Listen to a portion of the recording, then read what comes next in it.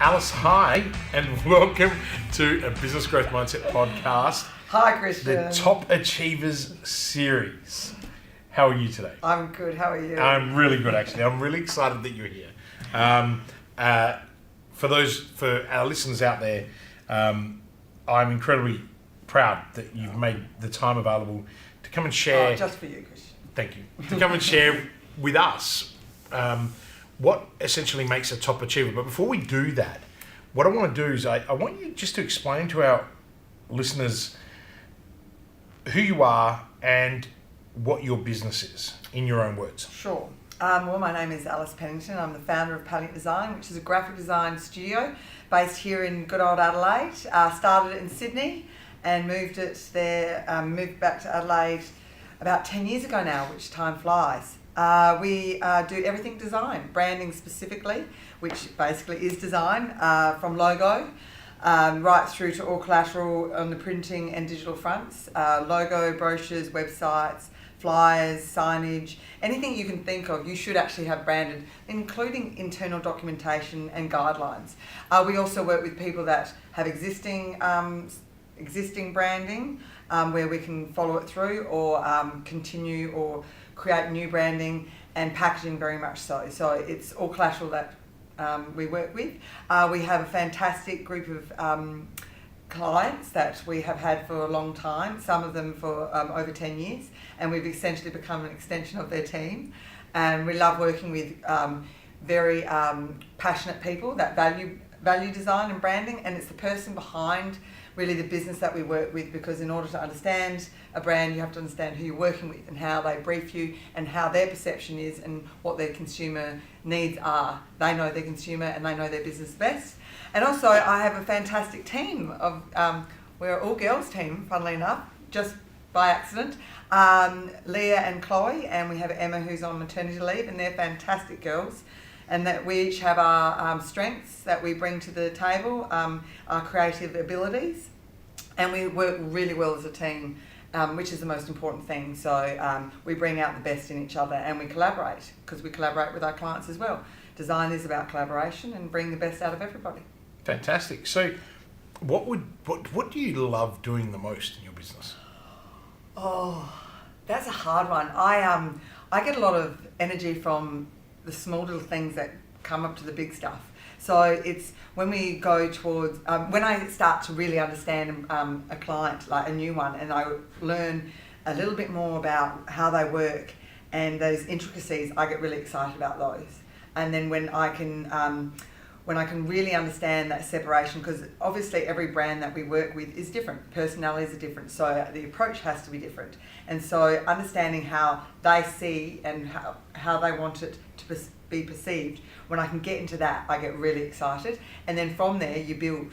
And so then when you know that's how they work, I kind of like the brains behind it all. And then also seeing a design come together, and then putting it across collateral. And then even like the other day we had an opening night for one of our clients, and we walk in and just seeing their excitement and their value, that their pride in what they've done and they've achieved, and we've supported them, is so exciting. And still to this day, it doesn't matter.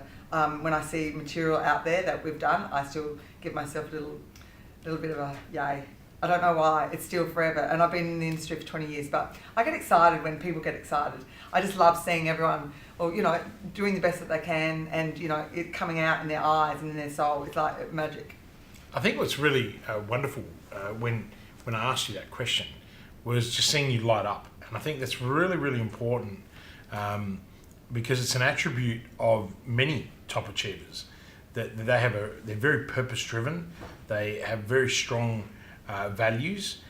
Share with us not so much your values, but your company values, to just give us a better understanding of what drives the behaviours at Pennington Design. Of course. Well, it is really bringing out the best in everybody, the value of, I guess, happiness, really. So the energy that we were talking about earlier, just energising people. When people are passionate about something, the energy and life comes automatically. And so that's a big part of it. It's actually finding the passion in everybody and bringing that out. And also it's what people, their needs and requirements, and we're solution driven. So we're here to make people's lives easier. And we do that with absolute joy, because for us, it's not a problem. We're problem solvers. We love trying to break that down and then finding their life that they can continue on with what they focus on. And we pride ourselves in making their lives easier. Our values are about our clients. We take care of ourselves as a team, because we work better if we are taking care of ourselves. Health and wellbeing is a big part of it. But through the domino effect, you get a better result.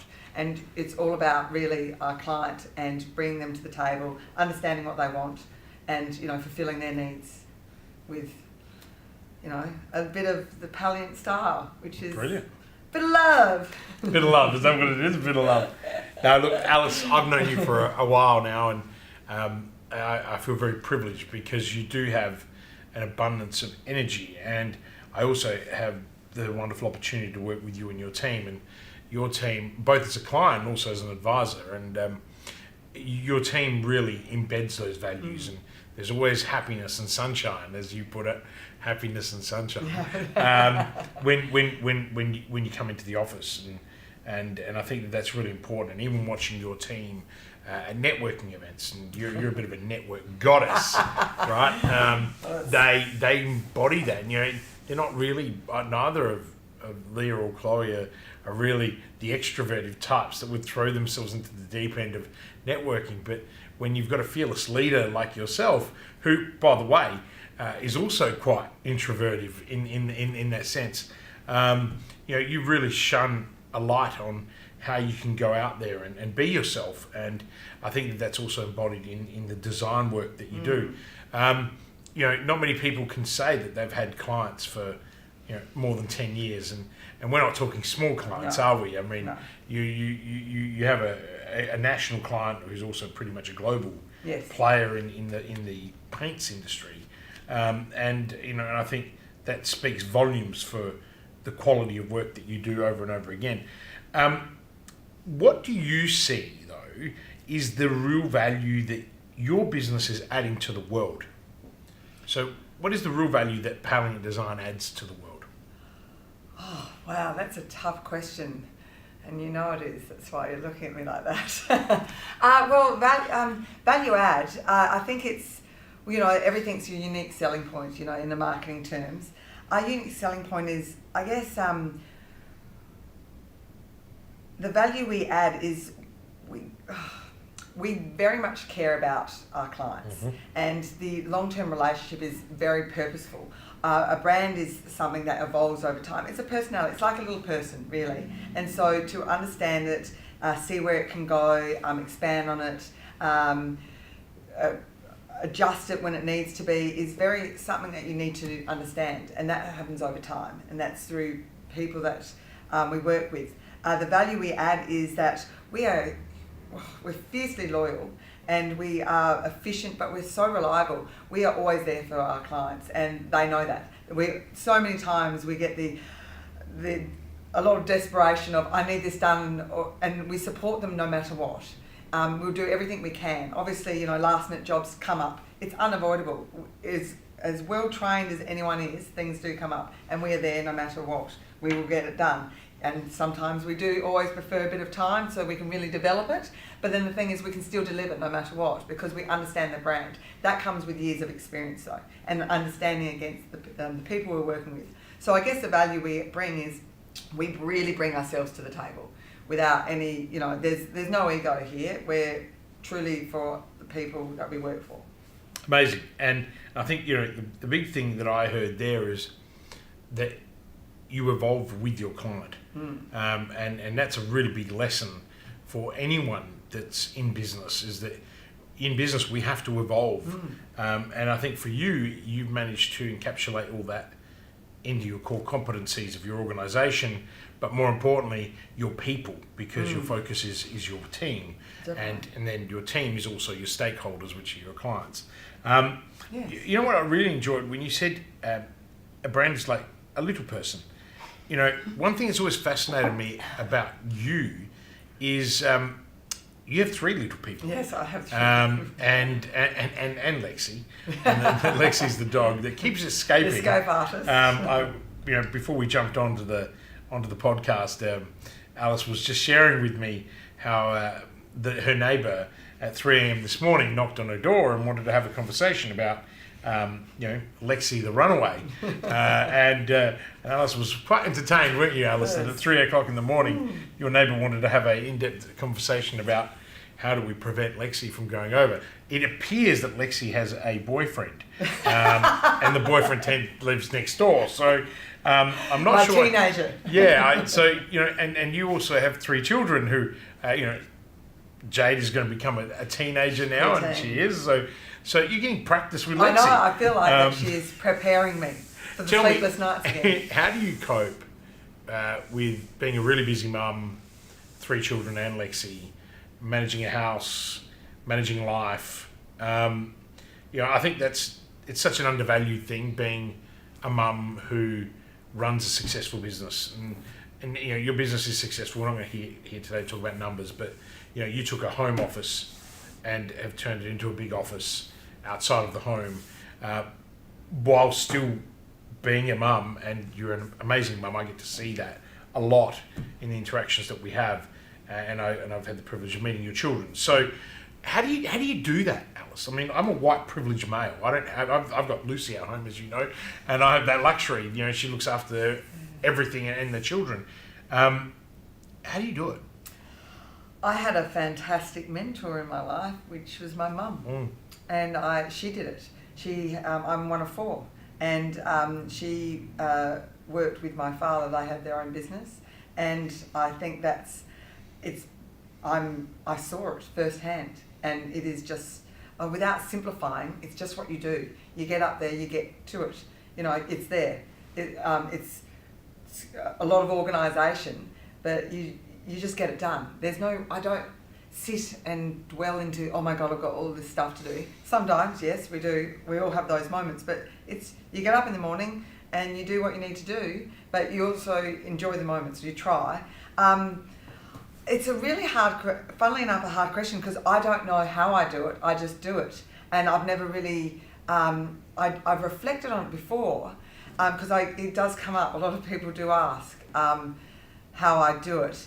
And I just know that I just put one foot in front of the other, and I get it done, because I'm a mover. I need to get things going. I like things going along nicely. I like energy. I am energetic, so I have a lot of it, and I want to get things moving. I don't like sitting down and wasting time. I want to live. Life is full of so many possibilities and opportunities. So I always have the opinion of, well, I've got 3 children, and it's not, that's just something I have, as well as what else I want to do. I can't because I have 3 children, it's what else can I do?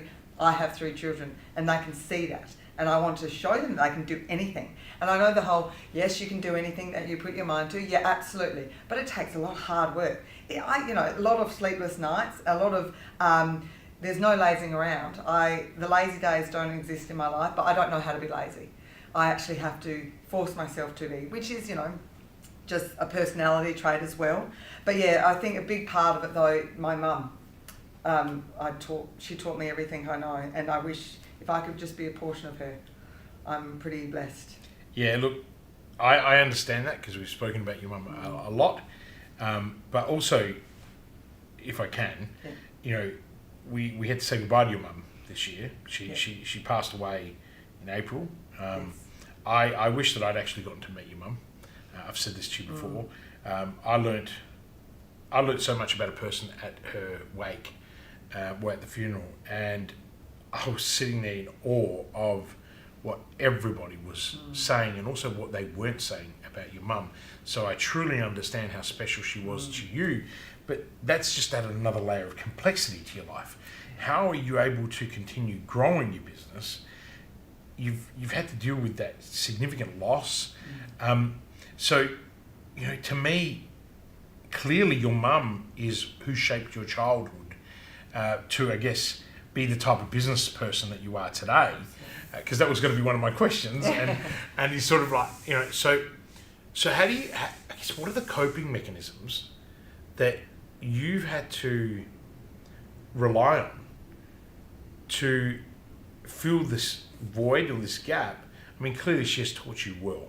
So, you know, how can you share that emotion with us, or how can you share those coping mechanisms so that other people who may not be going through this right now or are going through this right now are able to lean on your experience?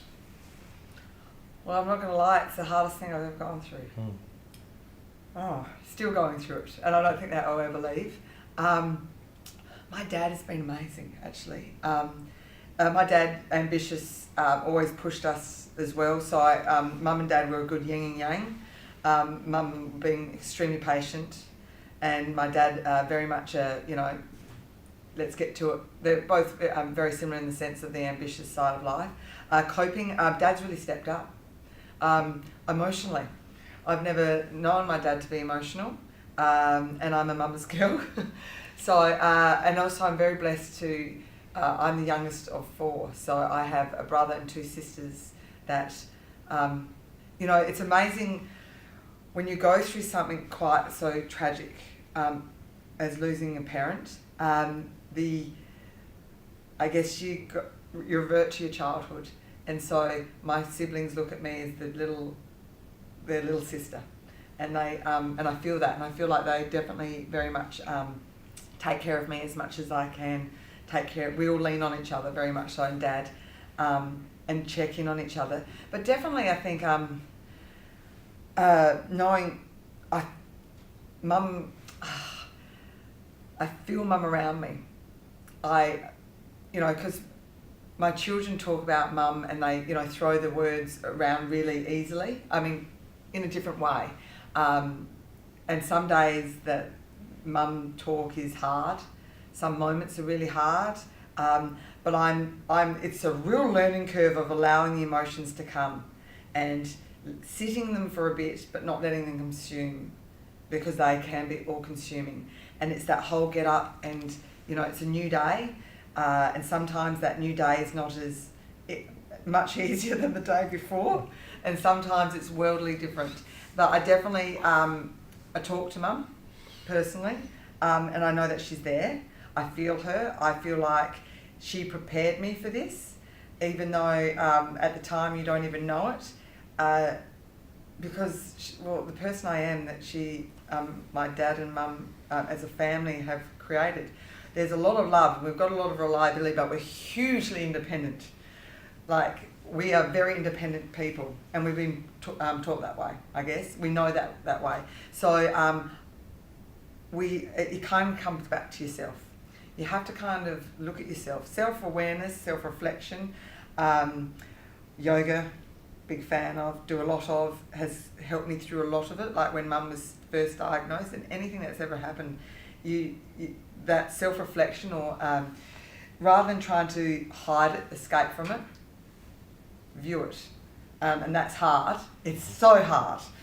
And but allowing that for yourself, and finding out what it's teaching you. You might not seem to come to fruition just yet, and it might. I don't know. I can't speak for anyone else. For me, it is every day is a learning curve. Every day. And it's a reminder of, like I'll hear a song, I'll hear anything or something, and I'll get this wave of emotion, and sometimes the wave is of happiness, and sometimes it's of, I just want to cry. And I'm allowing that a bit more. Allowing my vulnerability, which is the hardest thing, because it's so easy, once you have that wall up, to keep that wall up and ignore those emotions. They'll come and bite you, but allowing that emotion and just kind of coming face to face with it. As hard as it is, it's the best thing. Not necessarily feel at the time, but it's, you know, it's just trusting the process, whatever that process is. And that's the thing. You don't know what it is. The fear of what's going forward. I feel like I've gone through so much that really, what else could it be? That could be so more frightening. It's I always had a fear of losing my mum, and it is very much has happened. and I'm still alive and kicking, and I know that she's there with me no matter what, and I will continue and draw on her strength through every day and know that I've always got it because I'm lucky enough that she's in me and she's in my siblings and in my children and my nieces and nephews. I think what's really special from you sharing that story, and thank you for being so vulnerable. As I said, I've had the privilege of working with you for a couple of years now, and that's actually why I wanted you on the podcast, because I remember you saying, I'm not really a top achiever, what are you talking about? And I'm like, well, you are, because you demonstrate such fearlessness despite the fact that there is an undercurrent of fear in everything. But what I've seen that's impressed me, and I think the listeners would have just picked that up too, is that vulnerability, that ability to stand up and be present in the arena, to really stand up. And I think, with the tragic loss of your mum, you've had to step up in a really, really big way. And there's been lots of other things going on in your life too, which are not for today. But what really stands out for me, Alice, is your ability to be resilient, but also your passion and your purpose for what you do and what you do for others, right? You have as much energy as I have. It's quite interesting. And maybe people are going to pick this up. When I see you get excited, it actually makes me chill out. And I really like that. And I think that's a really special characteristic that you have. And it shines through in your business. And I think that's really important. It's something that we probably don't have time to go into to really demonstrate that for people. But I think what's really important is that for you, your mum, through your childhood, the fact that they had a business and they worked together really did shape the business person you are today, because you have a tremendous work ethic. I know I'm telling the audience what I know, but you have a tremendous work ethic and it really comes through, but it's underpinned by all of these values and these beliefs. So, congratulations. Thank you. What, and I think one of the questions that I want to lean into now is, when you are overwhelmed and when you get unfocused, what do you do to realign? That's a really good question, because I get annoyed at myself for being unfocused, and I can feel it, because I think that's, as time has allowed, I've really learnt to pick up on it, and I know when I'm going down the slope, I guess, and that's frustration for me. But I'm a big yoga person, so coming to the mat is a big part of focusing and clarity, because, life throws you so many curveballs and so much stuff that it's coping with it. And sleep is always a good one. No, that's not my strength, because I like to keep moving. But I do a lot of exercise. I walk in nature. I love a sunrise, sunset. Give me a view. Seriously, Mother Nature is a phenomenal healing. She's amazing. Spending time with people, getting energized by people, positive people though, is a big factor there, because negativity is the Debbie Downer, it's draining. And so while I don't get maybe the traditional rest, I get re-energized by people and where they're coming from. Realignment. A long time ago, when I was a teenager, I was probably going through a phase in life where things seemed a bit sad, I guess. Nothing really dramatic, but life is just, as a teenager, sucks. But I don't know what happened, but it's like this turning point. It's like a light switched on. It's like, get over yourself, stop feeling so sorry for yourself, stop the negative talk, get yourself into gear, one foot in front of the other. So what do you chip away? Like when you've got a really big project, you don't go, oh my God, what do? You go, okay, what can I achieve? Let's just chip away at this. And then before you know it, the whole project's done and you've done it successfully. And then you get re-energized by every step that you make. So it's really just that first step. It's like just making the decision and actually making the decision in your head and going, okay, enough's enough. I've allowed this. You've gone through this, right? Okay, now step it up. One foot in front of the other. You know why I'm laughing? Wow. So I think one of the things that I hope is coming through in the audio is you are an absolute control freak, right? And it's Is that coming through? Yeah, no. I said I hope it's coming through because I know you well. But what it is that you have also, and what you're demonstrating is that you are able to find quiet when you need to. Like you made the point that going to the mat is about concentration and focus. Oh, clarity. And the other thing that I really am it's resonating with what you're saying is these small steps. See, I also know that you're incredibly organised, and that's also coming through. That's actually how you manage everything. You're incredibly organised. You have a catchphrase that if you ever need to know how to get something done, ask a busy mum.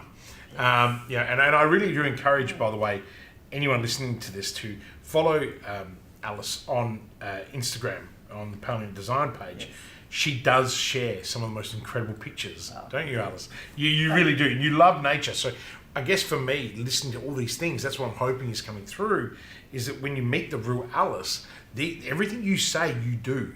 And it's the way you do it. You are very organised. And the part that I love the most that you articulated was small steps. I think you've heard me talk about that a lot. I always say to people, all we've got to do is move the dial 2 millimeters at a time. And if we're moving 2 millimeters every single day towards our common goal, then we are going to be, a kilometre in the correct direction, as opposed to going in a completely different direction. Sure. And I think for you, that's where your control freakness, right, has allowed you to really. They're the sort of really cool habits that you've formed for yourself. And this is the next question I wanted to ask you. It was what new habit or existing habit or belief or behaviour perhaps that has given you the greatest improvement in your life? What new habit? Oh, you Christian. Thanks, Alice. I'm not sure that's correct, but anyway. No, well, I think it's more. Definitely having someone like you in my life, to mentor, to lean on, because the reality is you need kind of your cheerleading squad. You always need to be able to. I have ideas, thoughts. Oh, hang on, you were being serious. I actually thought you were joking. Oh, right? No, thank you. I appreciate that. Let me just clarify. No. I was like, she's going with this. She actually is being serious here. No, I am, because you also hold me to accountability, and I don't like letting people down, and that is a big factor. And I know I don't like letting people down. So having you there, and I know that, and I know the thing is, it's not letting you down; it's letting myself down. And so it's like you're the mirror that stands up, and then I even talk to you, and then I know the answer already. It's just that I need that. And I'm laughing because the amount of times we're very lucky. Our offices are in the same building, and you will come up to me and you ask me a question, and I don't even have to answer anymore because you'll be like, "I know the answer, don't I?" And I'm like, "Yeah," and you just walk out. And I'll come floating in. But what's really interesting with what you're saying, and I'm going to let you continue answering that question because I think there's some really good learnings there for people. Having a confidant or having an advisor is such an underrated resource for a lot of people. Sure. And, a lot of people that are listening to this probably thinking, hang on a minute, Alice owns a graphic design studio and you're working with Christian. You had significant courage to make that step up.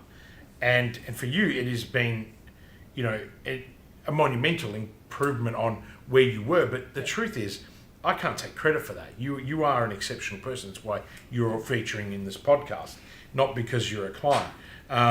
Your own merit, you've earned that. And that's why I'm fascinated when I listen to you, because I am always impressed. You are one of my star pupils. I always look at you as my pupil because you're like a sponge. You're wanting to learn. And I guess the reason why I'm sharing that with the audience is that's such an important characteristic. It's all well and good that you want to tell the world that I am actually your biggest improvement came from a habit of spending time with someone like me. But we actually are the sum of the 5 people that we hang around with. And that was Jim Rohn. It's not me that said that. And that's so bloody true. And you raised the point about being around the right people. It's if you are around like-minded people that have a common goal, you will all grow. And I think and that's why even with your networking that you do, you really are attracting the right people around you. So I think I want you just to continue elaborating on the significance of having the right advice.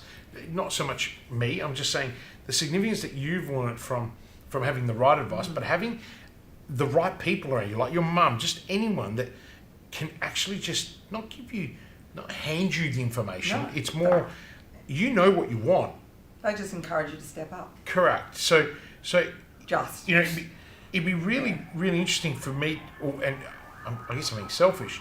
I'd like to know, what it is truly that drives, that has empowered you, right? Because that's what it is. It's a sense of empowerment for you. True. Because you can have that extra element of confidence, knowing that you're not in it alone, right? 100%. Oh, because definitely. business is lonely, right? Yes, and I think that's before we started working together. I was lonely in business for sure because I kind of Actually, that makes sense. I wouldn't say a sitting duck, but kind of not going anywhere, but not going backwards, but just not kind of in a stagnant position because I'd had 3 children in this process, and so that therefore there was an element of my business that I couldn't have grow because I was, raising young children with a partner that travelled a lot as well. And so therefore it fell on me. I had to create an environment where I could be accessible to my family at any time. Plus also, but then I like to work. I get a lot of value from my business. I feel very privileged that I love what I do, and I've, hope to continue on as long as I possibly can. And so that very much helps. And then, yes, the lonely in business, because it gets to a point of where do I go from here? Because I guess the thought processes of I want to grow, how do I do that? So many questions, and I like to learn as well, but it's where do I learn from and because I know, like my family, we all have our kind of own business and we're in different sectors, completely different areas. So therefore, the approach is completely different, really. But then fundamentally, not really at the same time. We all have big personalities, I guess, or strong personalities. Not necessarily huge extroverts, but it's finding that value from each other and lean on that. But also, for me, again, it's that light bulb moment. It's that taking that decision, making the step of going, okay, something's not sitting right. So I can sit in it and dwell and do whatever, or I can make a decision to make a difference. And so what is that difference? And then it's a small step again. So, we met, and then you kind of pushed me where I fought you because I knew that was the right answer, as in what you were telling me I knew inside was it. It's just that, when you're quietly in business, and I had never tapped into Adelaide, I did what I did, but I never thought about it. I never thought about how my business really was seen from anyone's perspective because I'm an unknown in Adelaide. But then my business was growing in Sydney because word of mouth is always how I've worked because, once my foot is in the door, I really get to know the people and I want to bring the best out of everybody. And so that decision to grow when I came to you is not just a business decision, it's a personal decision as well because they come part and parcel really. You can't grow in business without have self-growth because that's self-awareness again, and you have to do the things that you think you don't want to do. Yeah. And you pushed me into networking, which is a big part, and I was like, no! Do you remember the fear on your face? Yes! Like, I actually thought for the first time ever in my life I was going to be fired. And I stood there and You're close, man! And I pushed you very hard. And Yes. we spent a fair bit of time coaching you up Yes. to that level. And the resistance, wow. I mean, but... Yes, I know. And then, yes, now I do. But you made that... See, I think what's really important for the listeners to understand is I can only do so much. Anyone can only do so much for you. You have to make the decision. You are a really good decision maker. You, as you said, by your own volition, you don't dwell on stuff for very long. You use your intuition, you follow your own instinct, and you listen to everything around you, and then you make your own decision. It's all very nice that you're acknowledging my work, in helping you get to where you are, but you're actually an easy person to influence along the way because you're intelligent, you know what you're doing, and you're a bloody good specialist at what you do.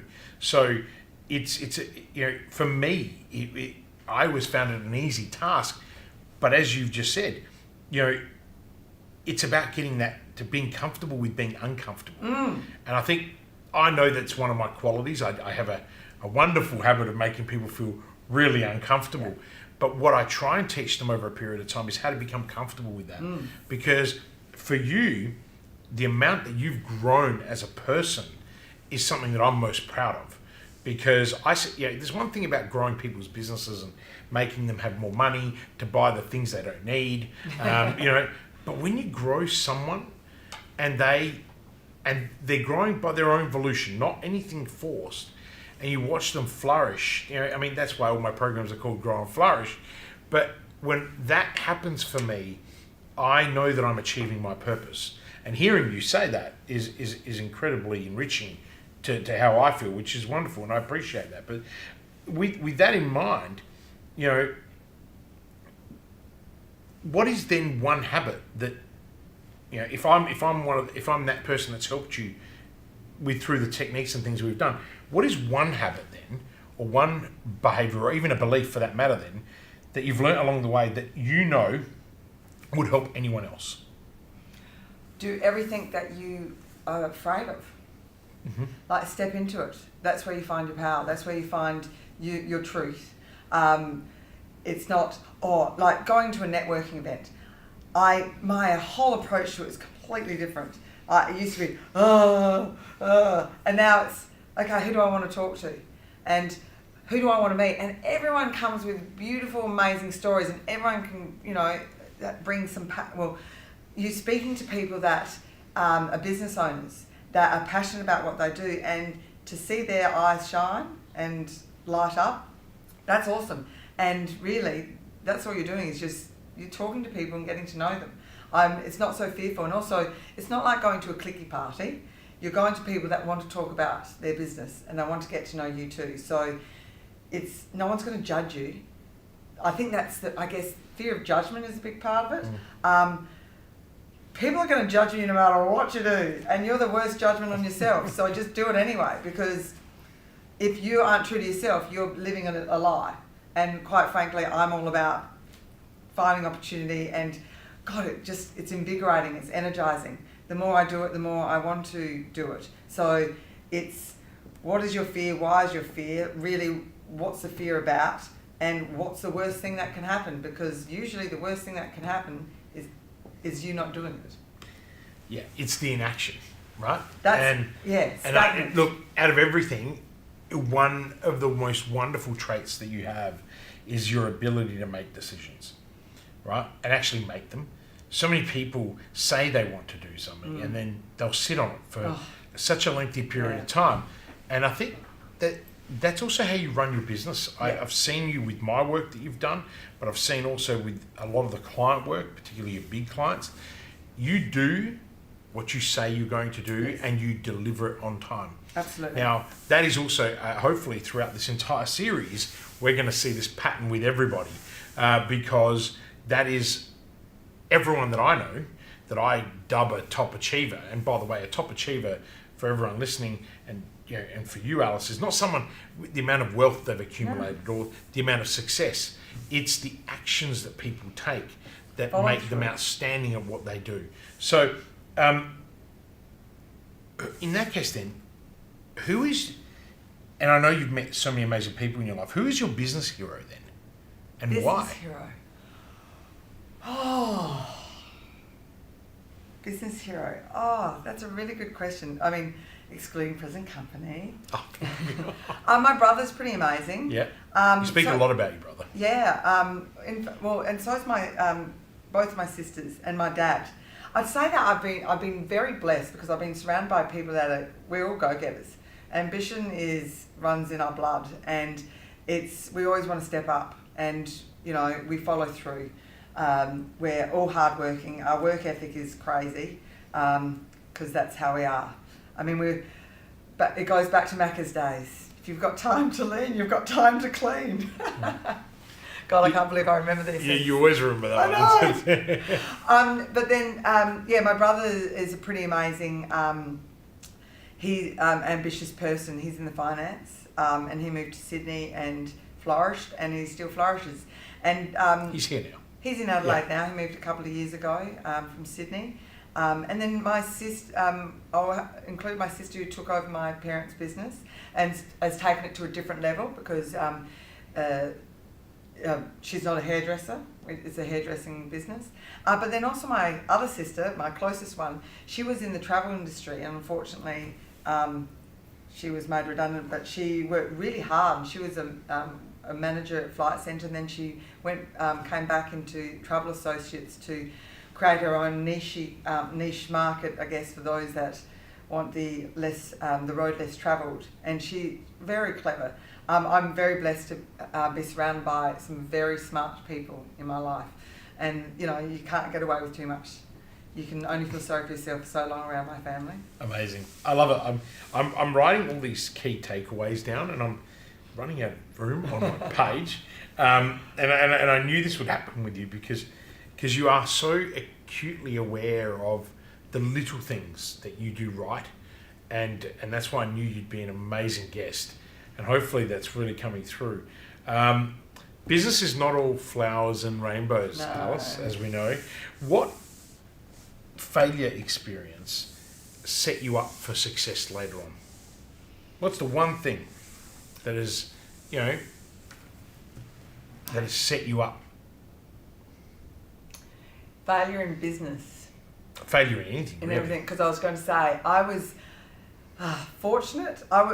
Before I started my own business, I was general manager of another business. Yeah. And I learned a lot because, as you mentioned, I am a sponge, and I am a sponge. I love learning from people. It's something, you can give me a piece of paper in front, but I also want to know what all the other pieces of paper mean. And I always want to grow myself and learn every element, because if I can do it, then that's awesome. So I was a general manager of this business, and the owner of the business had a medical episode, we'll call it, very early on. And so I was thrown into the deep end, which was very scary because I moved to Sydney and literally did not know the market, and I'm running someone else's business and trying to keep that going.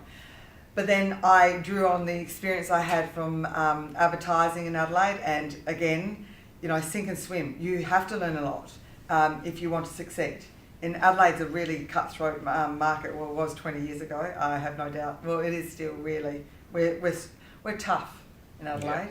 But then I came across a lot of personalities, and I think that's when I think also an age factor, and I know I'm kind of like jumping around here, but an age factor of, I was young when I started being general manager, so I was 27 years old, and you don't get taken so seriously when you're that young, and I felt that a lot. So there was times where I just did not get the client I wanted, or they didn't take me as seriously as I wanted to. I wanted them to, because I'm this young person that comes along, and what do I know really? Well, that's the impression I got, and maybe that's also being naive to it as well. But I definitely learnt from the failures in that business, because I was front and centre of it. Because when you haven't got control of something as well, but you're encouraged to have control of it, so you're given the control but taken away a lot, it is very roller coaster and hard to be, it's unstable. And so that taught me a lot about, wow, I want to have my own business, because I never thought until that moment that I wanted my own business, because I wanted to learn from people. And I think that one really, I saw a lot of raw energy, a lot of distrust, a lot of the probably uglier side of things, really working hard, and that's when yoga, funnily enough, came into my life.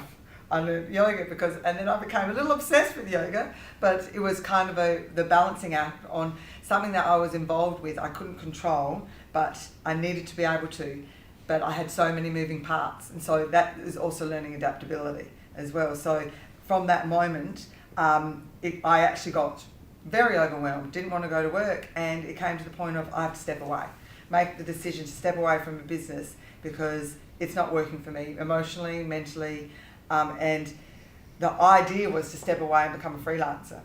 And what happened is the natural progression of here we are today, 13 years later, to a business that I just stepped into for me creating a safer space for myself, which then I brought the clients that I built up into the other business because I had the relationship with that, not the previous relationships of the owner of the business, where they had this expectation of someone that I could never deliver for.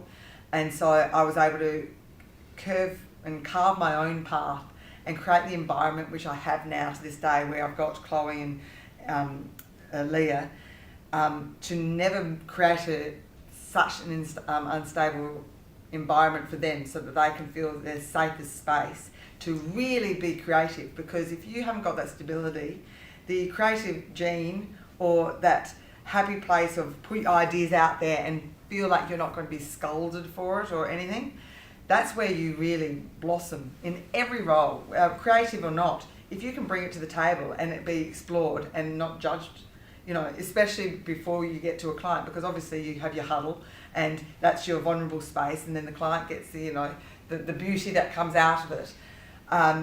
That's the environment that I wanted to create, because I've been into some not as great environments, and I learnt a mountain there. And I don't look at it as a failure though, and I don't think it is a failure. That word failure, I probably look at it as more, where did I learn the most? And in that instance, I'd say that stepping stone into my own business, where I didn't even know that's what I wanted. I just think intrinsically, because I was brought up in an environment where we're business owners, that's where I was avoiding. It was probably like avoiding the inevitable, but I wasn't ready to step into it. And I didn't even realise I was ready, and it's the organic positioning that I'm in now. And now I've stepped into it. Now I just want to go further. I feel like I've only just begun. I really do. I think you have just begun, Alison. I think that's a really good answer. And, again, another massive key takeaway is that you need to step in. It's not a matter of just stepping up. To step up, you've got to step in first. Anyone that's familiar with Brené Brown's work, that's what that's all about, vulnerability. So I think that there's some really good takeaways, and I'm just going to recap some of them now, and just in case I miss some, but you've got to take on the fear. Yeah. You've got to get comfortable with being uncomfortable. You've got to take action. You've got to make decisions. You've got to build your work ethic, build your grit in that area. You've got to be vulnerable. Adaptability is foundational. And then the one that constantly keeps coming up is that you've got to step in and step up. And I think that that's just really, really excellent in terms of what makes you stand out in a room. And I think that's what people are drawn to when it comes to you. So, one of the things that I really want to try and touch on, and we've gotten through a lot of material in a very quick amount of time. We haven't even been tapped on the shoulder to say, hey, time's running out. But one of the things that I really want to ask you is, you talk about the importance of having advisors, right? Or people that you trust. And I think that's another great takeaway is trust. Surround yourself with the right people that you can trust for their independence. Yes. Right? What advice would you give to someone then if they are in that lonely, kind of unsure, overwhelmed environment? And would that be different advice to someone who was in a confident environment who was looking to step up? Right? So what is the advice you give someone? And is it different or is it the same? I guess everyone's got a different take on this. So what would you say to someone who didn't have the right people around them or didn't have anyone? And would that advice be different if they were feeling lonely and overwhelmed, or they were solo entrepreneurs kicking ass? That's a really... It's a bloody good question. It's a bloody good question. Well, I'll speak to the lonely. having been there, no. The line. I actually haven't asked anyone that question before. It's lucky me. just something that I just I know the value that you have, and I just wonder if it would be different. Well, okay, so I'll speak to the lonely person. Well, I think in life, the only way you're going to find answers or learn is to put yourself in a situation that you can seek the answers that you're looking for. And you might not even know that you're looking for them. But I think stepping into the discomfort, that whole fear, I like to look at I change my view on fear. It's a work in progress. I look at it as excitement because I'm always energized by going to that fear and also the minute I go, am I afraid to do it? Then I have to do it. It is like it's the same conversation or same sentence, same reaction. So as a lonely person in business, or to finding the right people to surround yourself with, start going to networking events, start talking to people, start talking to your friends that maybe if they have businesses, or just ask questions and ask everybody. Anybody. You'd be surprised at what someone can bring to the table, and usually it's the one that you least expect. So don't, just because you think that they might not know the answer, throw it in a conversation, I would suspect, would be a great idea. That's what kind of I did. I think you've got to try all angles. You don't know what your angle is. If you're alone in business and you're kind of lost, then what works for you? Break it down, I guess. Find out what works for you. Because we are so individual, but you actually have to self-reflection, self-awareness, look at yourself harshly, but not harshly in the sense of in judgment, but harshly in the sense of you have to be truthful. Because we all we're wonderful at this, or I'm not very good at this. Be realistic. I mean, self-esteem is a big part of it as well. And why are you feeling this way? You've got to look at yourself in a big part of it, and then discover by getting outside of your comfort zone. For a confident one, what is it that you're missing? Yes, you're confident. What is it that's missing? So you kind of have to do the whole reflection as well. Yeah, you're confident in business, but what's limiting you? Because obviously there's something that's limiting you. If you're kicking ass, then what are you questioning?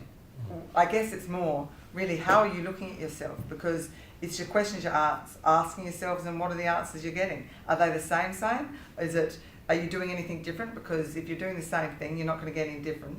Or maybe you try something different. Maybe look for a different perspective. Big part. Look at the people around you. Talk to the people around you. Get ideas. Don't be so single-minded. Some people are, but explore. I think exploring everything is try it all, dabble. I don't know. So how does someone know, 2 questions. How does someone know they're getting the right advice? And how do they choose the right advisor? Okay. So maybe the right advisor first? Yeah, the right advice. Yeah, how do you know the advice you're getting? I think intuition is a huge factor. I mean, I'm huge on energy. I have always, I was a quiet child, so I would observe a lot.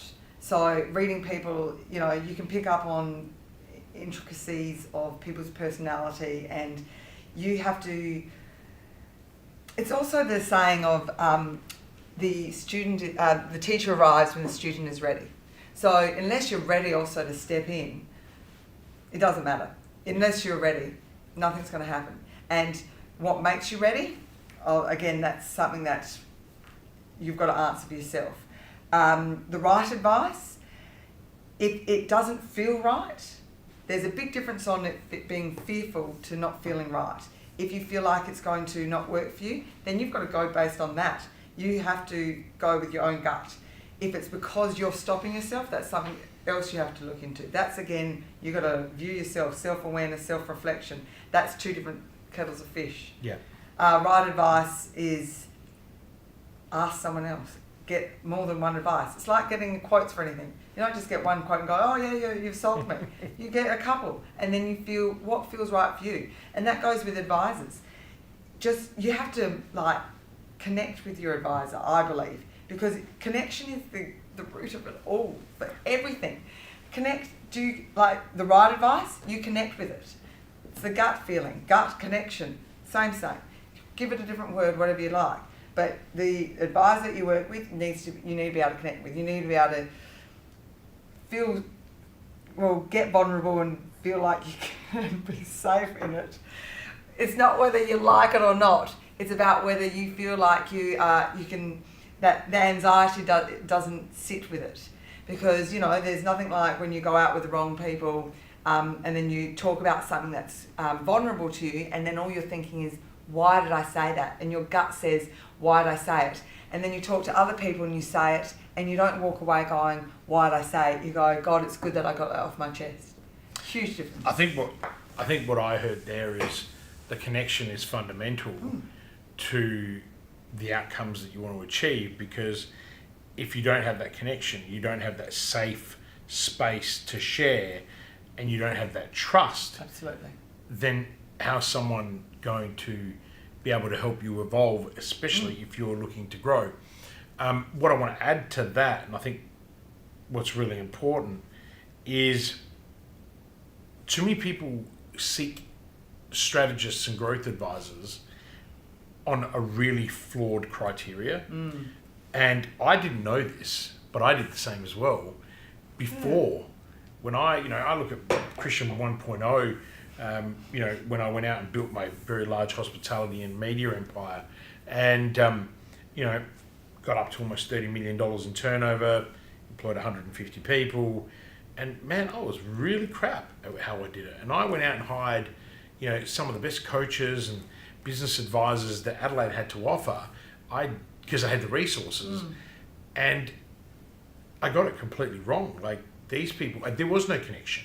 That was the biggest issue now, that I thought I had a connection, but I was a transaction, right? And I was a transaction for all these people. And I think when I finally made the decision to listen to everybody around me who said, Christian, it's time that you give back to the world, stop building your own businesses and go and become a full-time advisor. Go out, and I'm like, I'm going to become a coach? What are you talking about? It's hideous. People have got a really bad rap, right? And that's when I realised, and I think you've heard me talk about this a lot, I'm not a coach. I mean, sure, I do help people get from A to B faster, better and smarter. But I think what it is that it's like Elaine, a friend of mine, Elaine Stead, said to me, who's a VC, she said, you're the best cheerleader on the planet. And you said you got to have a cheerleader in your corner. What that really means is you got to have someone you connect with. And I'm very privileged, and a lot of my clients know each other because we do things together. And I feel really privileged that I have the opportunity to work with the people that I work with, because we build connections. And I would call you a friend, not just a client, and then vice versa. I know the feeling's mutual.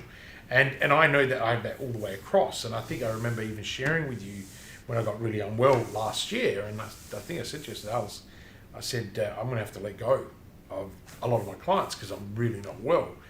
And, you were one of the people that we stayed. Why? I mean, do you remember why I said to you that, who I kept? It was a lot about energy. Yeah. And it was about the right people. The right energy, and the ones that were taking energy and the ones that were mutually adding to each other. Correct. Because it's not so transactional. It was more... And I know this is how you run your business too.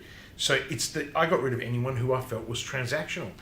And it was quite spectacular because, and I know this is about you, but I just want to share this because you've just really made it come to life in listening to you.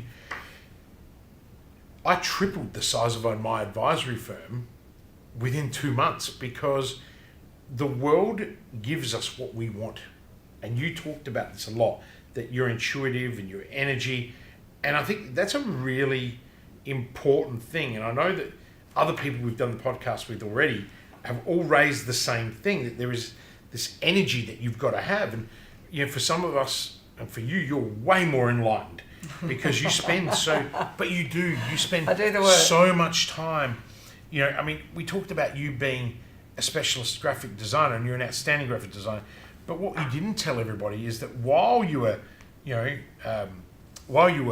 running a household, looking after 3 children that are all under the age of 10, building a very large studio, boutique studio, you also went off and became a yoga master instructor. Sure. And I remember when we first started working together, I have to find Christian 10 days to get out of this business so I can go and do 10 days of insane immersion in yoga.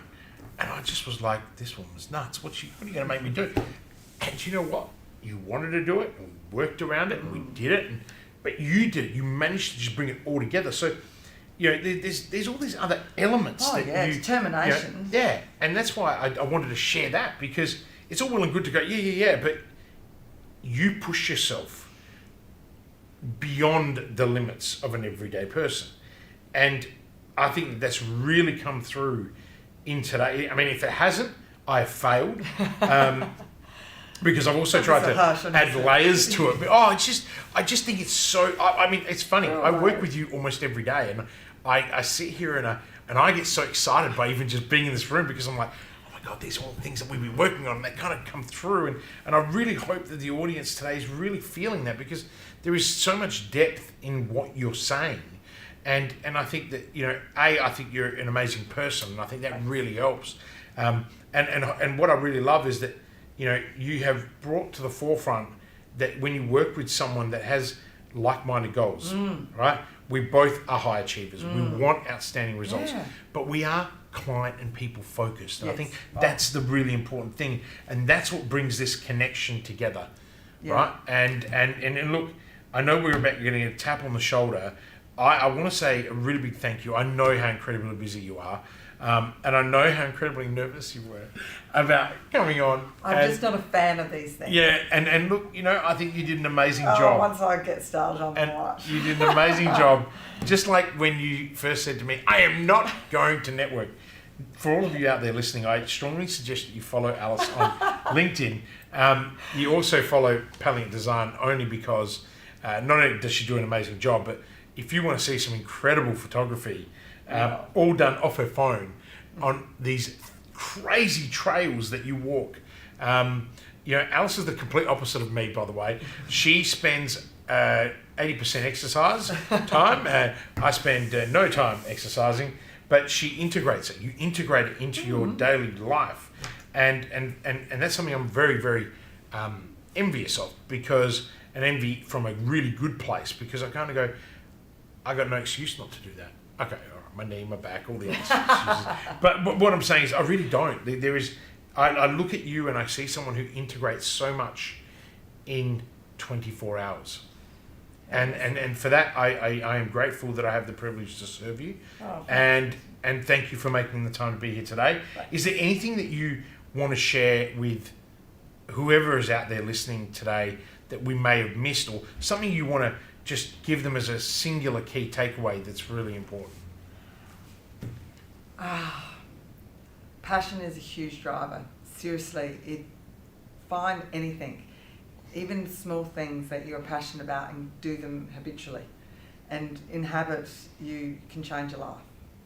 Amazing. Alice, thank you so much. And now you can take that microphone off and get on with your day. No, Alice, thank you very much. And I look forward to making the podcast go live, and hopefully it goes boom for you and everybody else. But thank you so much, and enjoy the rest of your day. Absolutely. Thank you. Cheers.